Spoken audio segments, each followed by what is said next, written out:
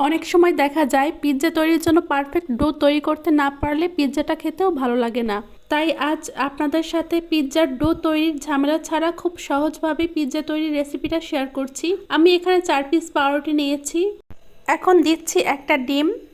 এরপর বাইন্ডিংয়ের জন্য দিয়ে দিচ্ছি 1/3 কাপ সুজি, দিচ্ছি সামান্য লবণ। এরপর দিয়ে দিচ্ছি হাফ কাপ গরুর দুধ। আমার এখানে 1 কাপ গরুর দুধ প্রয়োজন, বাকি দুধটুকু আমি পরে অ্যাড করব।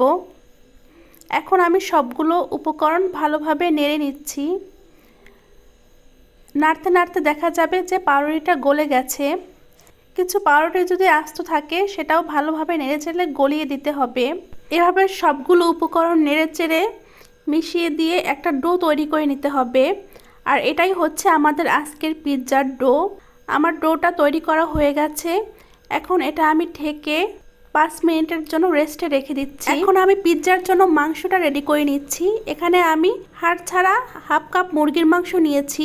এর মধ্যে দিচ্ছি হাফ চা চামচ লাল মরিচের গুঁড়া, হাফ চা চামচ ধনিয়া জিরার গুঁড়া, হাফ চা চামচ আদা রসুনের পেস্ট, সামান্য লবণ, 1 চা চামচ সয়া সস। সব কিছু একসাথে মিশিয়ে নিয়ে আমি এখন মাংসটা ভাজতে চলে যাচ্ছি।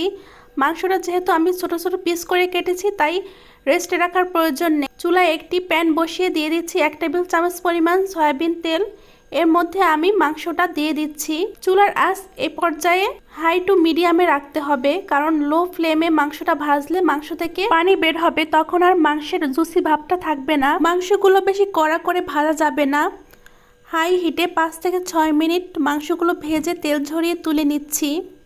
এখন ওই তেলের মধ্যেই আমি পিৎজার ডোটা দিয়ে দিচ্ছি। পিৎজার ডো দিয়ে আমি স্প্যাচুলা দিয়ে একটু ছড়িয়ে দিচ্ছি যাতে দেখতে পিৎজার মতো একটা শেপ হয়। এখন চুলার আঁচ মিডিয়াম টু লোতে রেখে 5 মিনিটের জন্য ঢেকে দিচ্ছি। 5 মিনিট পর ঢাকনা তুলে ব্রেডের ডোটাকে একটু উল্টে দিচ্ছি। এপাশে খুব সুন্দর একটা কালার এসেছে। এখন দিয়ে দিচ্ছি টমেটো সস। সসটা দিয়ে আমি চারপাশে একটু লাগিয়ে নিচ্ছি।